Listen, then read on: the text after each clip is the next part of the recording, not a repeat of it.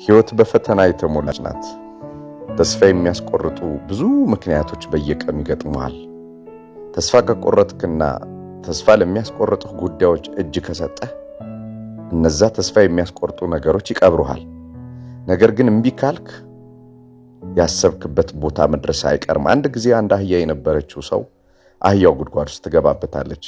ይችን አህያ ከጉድጓዱ ለማውጣት ብዙ ሙከራዎች ያደርጋሉ።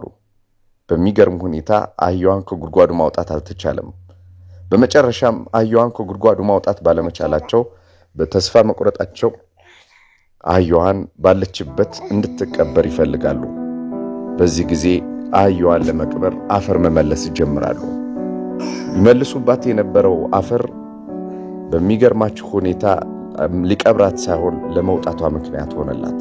ለካስ አህያዋ ሊቀብራት የሚወረወርባትን አፈር ከላይዋ ላይ ያራገፈች ትቆምበት ነበር። የሚደንቅ ነገር ተከሰተ። አፈሩ በሞላ ቁጥር ያች አህያ ከቀብሯ ከፍ ማለት ጀመረች። ችግርም በተመሳሳይ እንደዚህ ነው። ሊቀብራችሁ ነው የሚመጣው፣ ሊያጠፋችሁ ነው የሚመጣው፣ ሊገላችሁ ነው የሚመጣው፣ ተስፋ ሊያስቆርጣችሁ ነው የሚመጣው። ምንም አይነት መልክ ይኖረው፣ ነገር ግን እናንተ በተራችሁ እያራገፋችሁት ልትቆሙ ይገባል። ተስፋ ባለመቁረጥ ተስፋ መቁረጥን ተስፋ እንታስቆርጡት በዚህ ማለዳ መክራችኋለሁ።